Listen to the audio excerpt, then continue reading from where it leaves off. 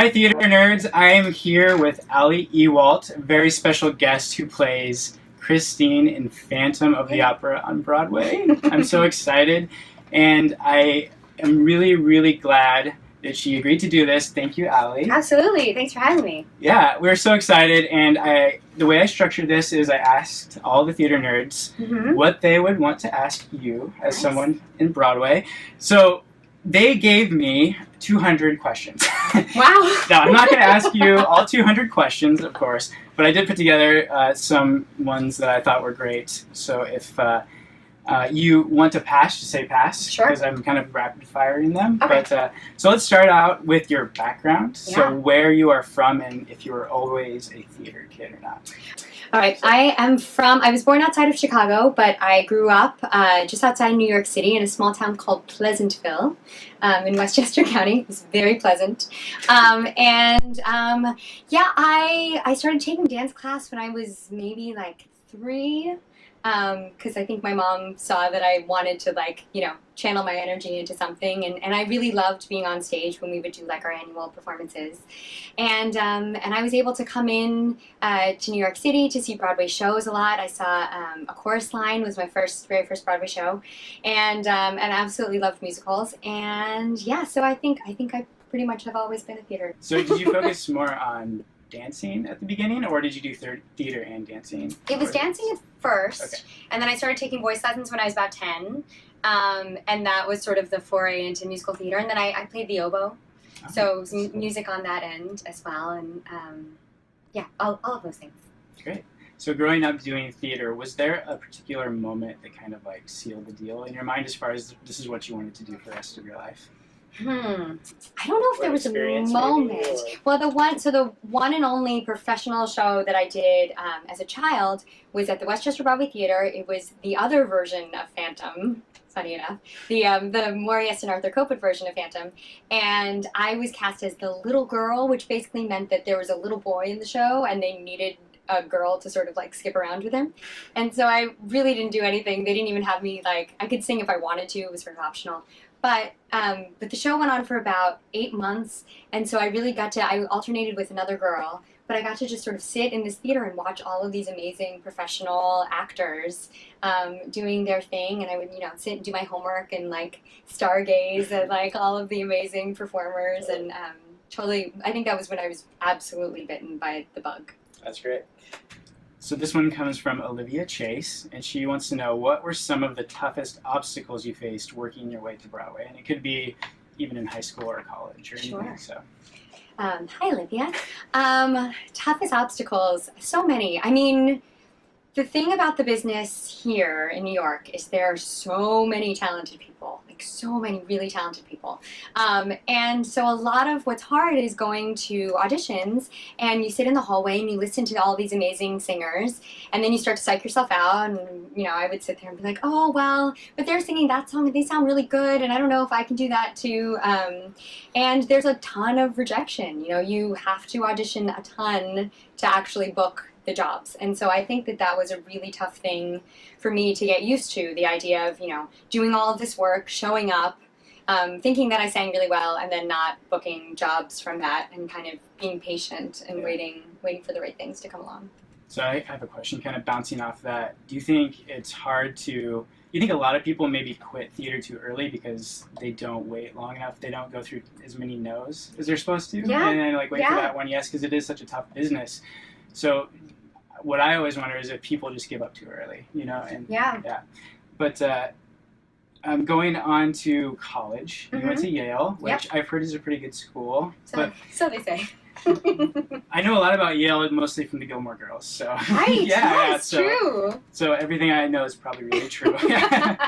But tell us about your overall college experience. It could just be maybe your theater experience in college, or how you got there to begin with. Sure. So I was attempting to study or find something else to do as a career that I was similarly passionate about as theater. And so I went to Yale. I wanted to be able to focus both on academics and to be able to perform all the time. And so I ended up being a psychology major, mostly because I thought those classes were really interesting, which makes sense given that, you know, I'm an actor, that I wanted to know why people think the way they do or do the things that they do. But it was really great at Yale because you could pretty much get funding to do all sorts of different student things. So my theater experience there, I was taking voice lessons for credit, and I was doing a master class that was like once a week, and sometimes we would have different, you know, musical theater people come in. A lot of it was classical, but Adam Gettle came and Malcolm Getz, which was really cool. And then otherwise I would do some like strange experimental operas and like plays with sort of music and dance, or there were the occasional musical, but they usually had some sort of like a twist on them, something to make it a little more artsy and a little more creative that way. Okay. Yeah, because I was reading on your website, you said Ali also has a BA in psychology from Yale, which proved surprisingly relevant to your career. So I was really wondering about that, but that makes a lot of sense. Yeah. So, thanks for sharing. Katie McCracken, which is a great last name. Awesome. Did you have a break moment or like a tipping point when you started to think this whole Broadway acting career was going to like really work? Was there like an experience or like a moment where like, oh my gosh, like this is going to happen? Hi, Katie.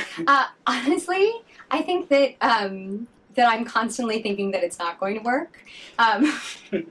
Which sounds pessimistic, but I think it's just a really hard, it's a tough business, and I think, you know, I never really know if there's going to be a next job after the job, and I think every time I'm able to do something incredible, like playing Christine in Phantom, you know, I have this hopeful moment of like, look, I'm doing this is so great, and then, you know, like, but I hope I can keep doing it, and there'll be something after. I read Patti LuPone's autobiography, and she said something similar, that, you know, she was always worried that she would never book another job, which made me feel better. That sounds very stressful. So speaking of the Broadway audition process, can you tell us a little bit about what it's like? I think a lot of us have in our minds that it's like this big cattle call, or maybe, or the opposite, where it's like an invitation kind of thing. Like, how do you actually you know, get an agent and do that? But when you get to the audition, what is it actually like? Right. Well, because there are different ways. There are open calls that you can go to that are required for all Broadway shows. I have an agent, so my agent will submit my information to a casting office, and they will choose to call me in to audition or not. And when I get an appointment from my agent, usually they will give me material from the show. So when I went in for Phantom, they gave me both Think of Me and Wishing and the dressing room scene with Frau. And so those were like my audition materials. And then, you know, I had a slated time. I showed up. I listened to a bunch of women sound amazing from the hallway. Tried not to psych myself out, and then went and auditioned. That's great. Okay, so I know this, but I'm going to ask you, what was your first Broadway show you were in? My first Broadway show I was in was Les Miserables, the 2006 revival, playing Cosette. Wow, that's a pretty nice first gig. yes, pretty hard to top that one. So I like this whole going to the moment thing. Can you take us to the moment, or do you remember the moment when you found out? Like, what was going through your head? Yes. So I found out, I was on the Les Mis tour that had come from the original production. It was sort of the end of the third national tour that had been out for many years. And I was understudying Cosette. And playing, amongst other characters, a bullet boy on the barricade, which was sort of my favorite. I called myself Tim, short for Tiny Tim, and I had like a unibrow and a boy's hat and like Tupac. But besides the point. But so they had sat us all down one day on tour and told us, hey, good news. We're all opening a revival of Les Mis on Broadway. And also good news, if you want to, you can go and audition for it. Which, as you can imagine, was a little bit of a hard thing to hear when you already have a job and they're like, oh, and by the way, we're closing this tour as well. So we all got to sort of, between cities, between Cleveland and Cincinnati, fly to New York, audition, fly to Cincinnati for our next leg of the tour. And then when I was in Cincinnati, they called me and they said, hey, they want you to come back. So I had to fly back to New York, miss a show, And I couldn't tell anybody because I think I was the only one on the tour at the time that had been asked to do that. And so it was, kind of awkward when you're auditioning with your friends that you're working with on a day-to-day basis. So when I auditioned for my final callback, I ended up being, they were pairing up Marius, Cosette's, and Eponine's.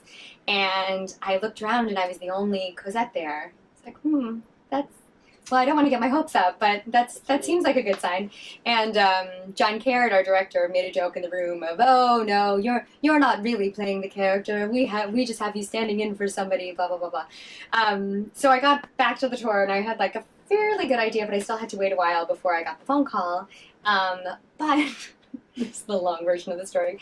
The hard thing actually was that when I found out that I got it, I almost simultaneously found out that my boyfriend at the time had not gotten it. And so it was really, and he was really excited for me, but I was really sad for him. And so it was actually like a very bittersweet kind of moment. Right, yeah, I could definitely see that happening. John Caird, actually, he just directed a show I produced called Daddy Longlegs. Oh, I love Daddy Longlegs. That was my first show producing, but he's a wonderful guy. He is a wonderful guy. Yeah. And Megan McGinnis is a very good friend of mine, and she's amazing in Daddy Longlegs. Buy the soundtrack if you don't have it. Yeah, now. The soundtrack's great. It's so good. Shameless so promotion. Good. I did it. It's my fault. Oh, thanks. So, okay, let's move to Phantom specifically now. Yeah.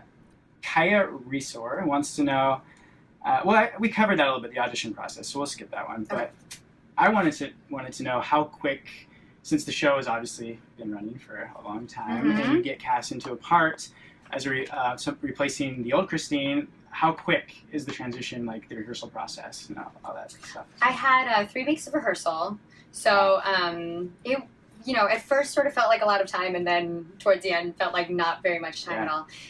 But the first week was pretty much in the rehearsal room. I was being put in at the same time as our Raoul, Jordan Donica, so the two of us at least got to rehearse a lot together. And we'd have various music directors and the production supervisor would come in, and we even got Gillian Lynn, the original choreographer, came in just to say hello. That was really exciting.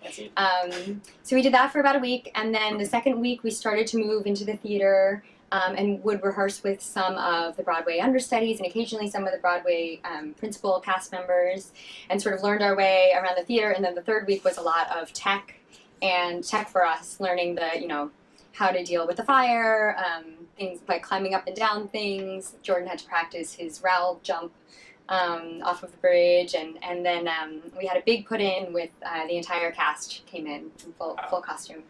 I guess I never thought about that. It's a pretty technical show, too, so you have to not only learn all your lines and music, but also the technical aspects, too. With 3 weeks, that is not a lot of time. Not a lot of time. And a ton of costume changes for me. Like, pretty much whenever I'm not on stage, I'm, doing some sort of quick change costume. So that was something that needs to be practiced. This is another one of my questions. Is there more pressure playing Christine because of the iconic history of the show? Or do you feel like there's freedom to bring your own kind of voice and taste to the character? I think it's a combination of both. Okay. I think you're right. I think there's definitely, we have amazing fans that know, a lot of different versions of the show, and I think all have their favorite Christines or have their moments, and they already know the show very well. So I think there certainly is a desire on my end to make sure that I'm upholding sort of the tradition of the show and the reasons why people love it so much and have seen it so many times. But in the rehearsal process, they were really wonderful about sort of letting us find our own way. And, there are some things that are very strict, but there are some things that are a little more free form. And they really wanted us to make the characters our own, too. So another question we have here, this is kind of a hybrid from Betsy Wagner and myself. This role is obviously really demanding, and I'm sure when you're on stage, you have to be so spot on in character. But are there ever times you're on stage where you're like, "Holy shit, I'm playing Christine"? Yes. Okay. Right. Absolutely. Yeah, I think the boat is one of those moments for sure. Because it's so iconic, and it's so cool, and the Phantom is singing behind me, so I can just sort of look around and take it in, which is what I'm supposed to be doing as my character conveniently. And also in the dressing room scene, because I can see myself in the mirror, in both of the mirrors, so that's like, hey, wait, no, that's me. That's me, yeah. That's super funny. Okay, so back to the costumes you mentioned. What's your favorite costume to wear? Ooh, good question. They're all so beautiful, though my favorite party trick when people come to visit me after the show is making them lift them because they're really heavy, like really heavy, especially proportionally. I think the wedding dress is probably about 45 pounds. Yeah. Oh my gosh, that is heavy. Which is heavy. But I actually really like the wedding dress. I think it's really beautiful. And then of course there's like the masquerade dress is sort of the pretty princess dress. So that's always fun to wear. Awesome. That was from India Rose, by the way. Yes. Rachel Spivey says, "What's your favorite part about being on Broadway in general?" I really love the community of like the Broadway community in general. What's cool when you come to our stage door, when I come to the stage door and I have to buzz in, there are two other theaters that share the same space, Color Purple, and it used to be Eclipse, but something else is coming in now.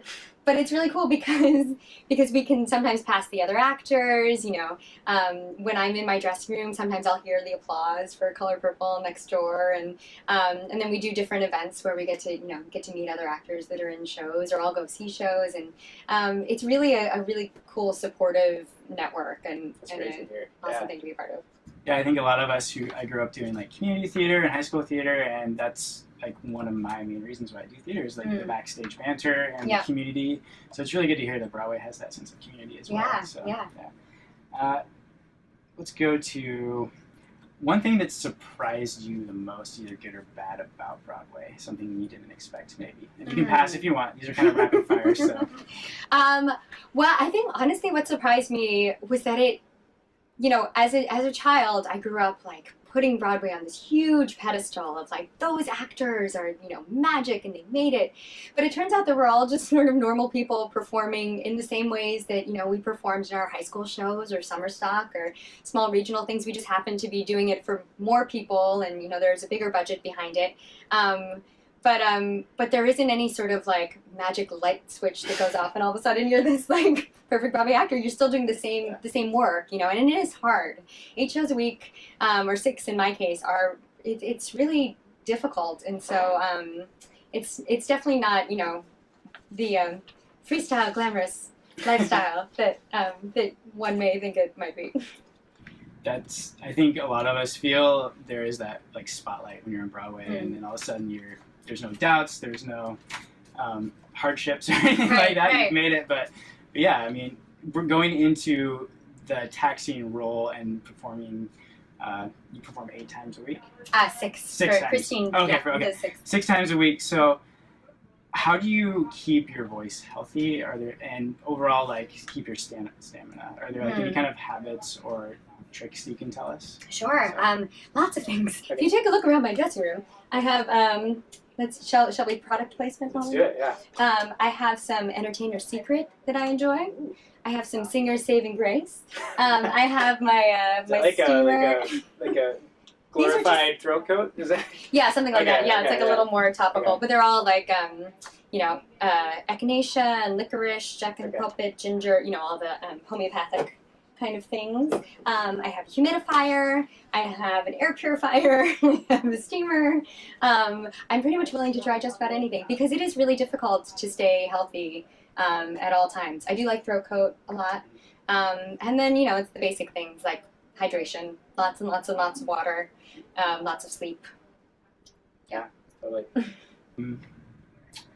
Let's do this one. Any daily, like maybe one daily habit that you do off stage that you feel contributes to your success on stage? Ooh. I have been at least attempting to. Every morning, I read about this somewhere, I think on Facebook probably, but it's like 5 things you do right when you wake up. And the first one is express gratitude. So just think of a bunch of things that you're thankful for. And then number 2 is like set sort of like an intention for the day of just, you know, what you want to accomplish. Number 3 is smile, just to like practice the muscles moving that way. And number 4 is take like 5 deep breaths. And number 5 is forgive yourself for what happened the day before. Wow, that's really good. I like that last But I think it helps in just centering and getting ready for the every day. day is a new day, start fresh. Yeah. So, great. Well, it's a couple more questions, and I really appreciate your time and everything. Let's go to Jamie, Alabin, and Ellen Maven kind of both had the same kind of question. What advice would you give to theater kids just starting out that aspire to make it to where you are on Broadway or the West End? Maybe just one piece of advice you would give. Yeah. I would say see everything that you can. Just watch lots of theater. Find actors that you like, and watch their videos, watch their TV shows. Go and see as many plays and musicals, and really educate yourself about the business that you'd like to join. Great, awesome. Okay, a couple more. I'm going to do some miscellaneous type of questions. What do you do when you're at the theater? Like, what hobbies do you have? Oh, I sadly don't really have time for hobbies. I wish I did. That makes sense. Because I have one chance to come up here in the middle of the first act if I'm quick about it, and then during intermission I'm up here, but it's also like a costume change and a wig change.